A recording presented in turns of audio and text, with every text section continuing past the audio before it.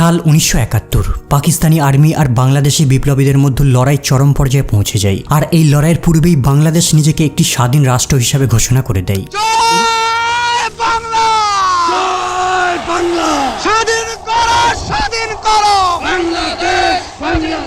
এরই মধ্যে 1971 সালের 3 ডিসেম্বর ভারতের বিরুদ্ধে পাকিস্তান হঠাৎ যুদ্ধ শুরু করে দেয়। আর ইন্ডিয়ান এয়ারফোর্সও এর প্রতিশোধ নেওয়ার জন্য যুদ্ধে নেমে পড়ে। আর ঠিক এভাবেই শুরু হয় 1971 সালের ভারত পাকিস্তান যুদ্ধ। এমন এক যুদ্ধ যার শেষে একটি গোটা দেশ ভাগ হয়ে গিয়ে জন্ম নেয় একটি নতুন দেশ, বাংলাদেশ। আজকের ভিডিওতে জানবেন এই যুদ্ধের সূত্রপাত কিভাবে হয়েছিল আর বাংলাদেশকে একটি স্বাধীন রাষ্ট্র হিসেবে প্রতিষ্ঠিত করার পেছনে ভারতের কতটা অবদান রয়েছে। 1971 সালের পূর্বে বাংলাদেশ পাকিস্তানেরই অংশ ছিল। সেই সময় একে ইস্ট পাকিস্তান বলা হতো আর বর্তমানের পাকিস্তানকে ওয়েস্ট পাকিস্তান বলা হতো। ইস্ট আর ওয়েস্ট পাকিস্তানের মাঝে রয়েছে ইন্ডিয়া, আর এই দুটোর মধ্যে দূরত্ব প্রায় 2000 কিলোমিটার। আর দুটো জায়গাতেই ধর্মবাদে বিভিন্ন বিষয়ে পার্থক্য দেখা যেত, যার মধ্যে ভাষাগত পার্থক্য ছিল সবথেকে বেশি। সেই সময় ওয়েস্ট পাকিস্তান ইস্ট পাকিস্তানকে নানানভাবে বৈষম্যের চোখে দেখত। বেশিরভাগ মানুষ এখানে বাংলা ভাষাতেই কথা বলতো। কেবল 10%-এর থেকেও কম মানুষ ছিল এখানে যারা উর্দু ভাষায় কথা বলতো। কিন্তু তারপরেও ওয়েস্ট পাকিস্তান জোরপূর্বক উর্দু ভাষাকে ইস্ট পাকিস্তানের উপর আরোপ করার চেষ্টা করে। 1948 সালে জিন্নাহ ঢাকা শহরে উর্দু ভাষাকে ইউনাইটেড পাকিস্তানের জাতীয় ভাষা বলে ঘোষণা করে আর বাংলাকে সব ধরনের অফিসিয়াল ডকুমেন্ট, স্ট্যাম্প আর মুদ্রা থেকে সরানো শুরু করে দেয়। Let me make it very clear to you. Leave no doubt that state language of Pakistan is going to be Urdu and no other language. East পাকিস্তানের এই ভাষাগত বৈষম্যের কারণেই বাংলা ভাষা আন্দোলনের সূত্রপাত হয়। এছাড়াও পূর্ব পাকিস্তানের উন্নতির উপর সেভাবে নজর দেওয়া হতো না। 70%-এর থেকেও বেশি ন্যাশনাল বাজেট ওয়েস্ট পাকিস্তানের উন্নতির উপর লাগানো হতো। কিন্তু সবথেকে বেশি জনসংখ্যা ছিল ইস্ট পাকিস্তানে। ইস্ট পাকিস্তানের জনসংখ্যা বেশি থাকার পরেও সম্পূর্ণ রাজনৈতিক ক্ষমতা থাকতো ওয়েস্ট পাকিস্তানের হাতে। এত কিছু বৈষম্য থাকার পরেও প্রায় 20 বছর পর্যন্ত ইউনাইটেড পাকিস্তানের সিচুয়েশন বেশ শান্ত ছিল। কিন্তু এই সিচুয়েশন খুব জলদি বদলাতে চলেছে। 1969 সালে পাকিস্তানে মিলিটারি রুল চলছিল। দেশের প্রেসিডেন্ট আর মিলিটারি হেড ছিল জেনারেল ইয়াহিয়া খান। ইয়াহিয়া খান ঘোষণা করে সে খুব জলদি পাকিস্তানে ইলেকশন চালু করে গণতান্ত্রিক শাসন ব্যবস্থাকে নিয়ে আসবে। ডিসেম্বর 1970 সালে এই ইলেকশনটি হয়, কিন্তু ভোটের রেজাল্ট দেখে গোটা পাকিস্তান চমকে ওঠে।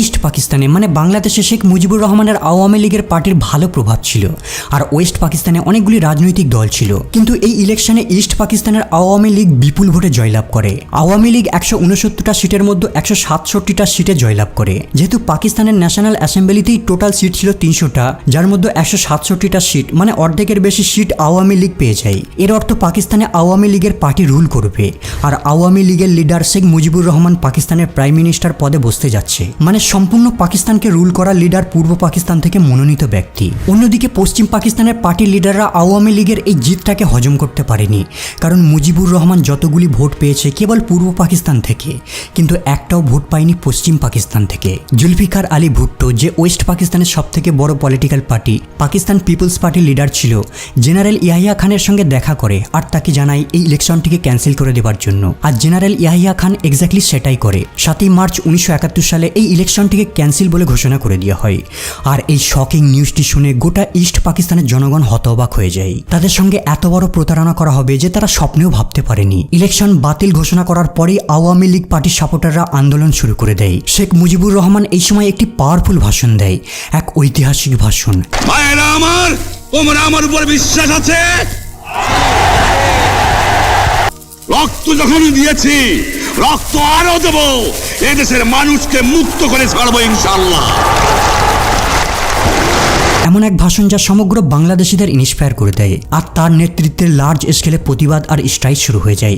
জনগণ আর আর্মিদের মধ্যে দ্বন্দ্ব শুরু হয়ে যায়। আর ধীরে ধীরে এই আন্দোলন সমগ্র পূর্ব পাকিস্তানে ছড়িয়ে পড়ে। এই আন্দোলনের একটাই দাবি, একটি নতুন দেশ গঠন, বাংলাদেশ।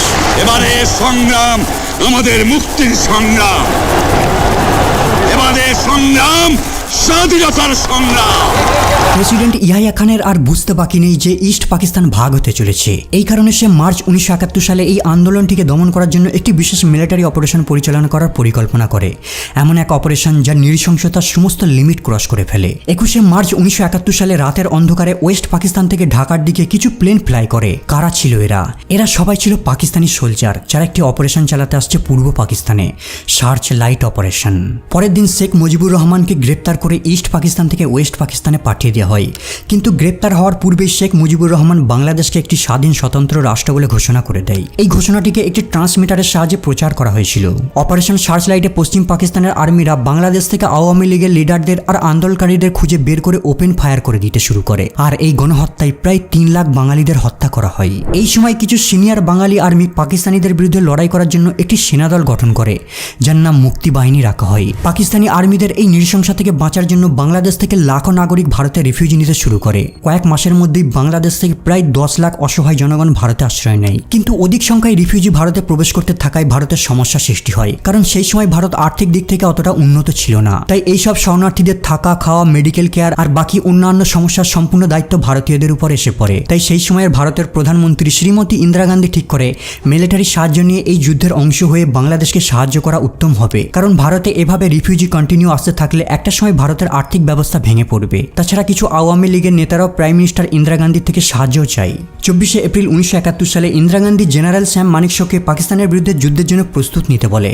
আর এই আদেশ পাওয়ার পর ইন্ডিয়া ডাইরেক্টলি যুদ্ধে ইনভলভ না হয়ে ইনডাইরেক্টলি মুক্তি বাহিনীকে সাহায্য করত, তাদের অস্ত্র সাপ্লাই করত আর তাদের ট্রেনিং দিত এই ভারতীয় আর্মিরা।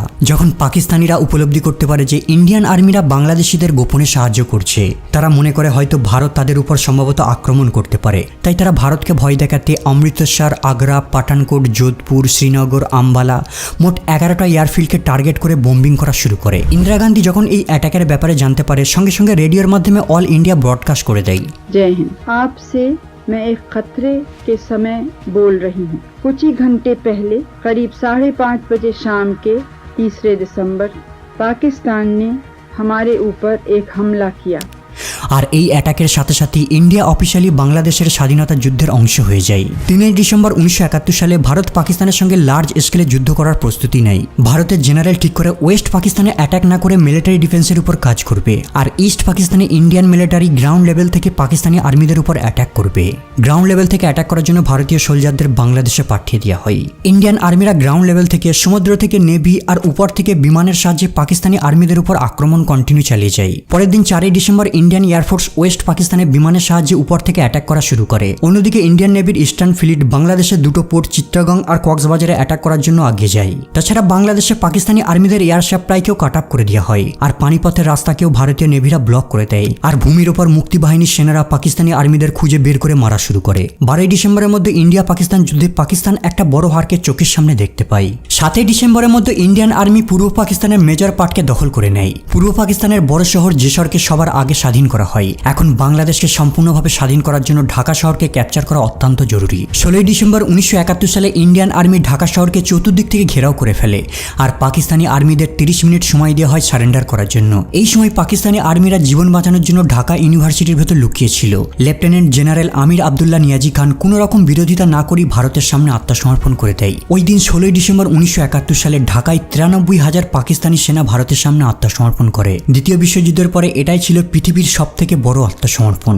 আর এভাবেই ইস্ট পাকিস্তান একটি স্বাধীন বাংলাদেশ রাষ্ট্র হিসেবে বিশ্বের মানচিত্রে জায়গা পায়। 6 ডিসেম্বর 1971 সালে ভুটান প্রথম দেশ ছিল যে বাংলাদেশকে অফিসিয়ালি স্বীকৃতি দেয়, আর ওই দিনই ভারতও বাংলাদেশকে অফিসিয়ালি স্বীকৃতি দেয়। আর ফাইনালি 1972 সালে পাকিস্তান বাংলাদেশকে একটি রাষ্ট্র হিসেবে স্বীকৃতি দেয়, আর সেই সাথে মুজিবুর রহমানকে জেল থেকে মুক্ত করে দেওয়া হয়। যখন মুজিবুর রহমান ঢাকায় ফেরে তাকে একজন হিরোর মতো সম্মান করা হয়। এরপর 1973 সালে যখন স্বাধীন বাংলাদেশে ইলেকশন হয়, মুজিবুর রহমান মেজরিটি ভোটে জয়লাভ করে, আর তার আওয়ামী লীগ পলিটিক্যাল পার্টি স্বাধীন বাংলাদেশের রুলিং পার্টি হয়। কিন্তু বন্ধুরা, বাংলাদেশের এই স্বাধীনতার জন্য অসংখ্য ব্যক্তিকে তাদের জীবন, ভূমি সবকিছুকেই উৎসর্গ করতে হয়েছিল। কেবল 25শে মার্চ 1971 সালে এক রাতে 7,000 বাঙালিদের হত্যা করে দেওয়া হয়। অগণিত বিপ্লবীদের বলিদানের বিনিময়ে আর ভারতের সহায়তায় আজ বাংলাদেশ একটি স্বাধীন রাষ্ট্র।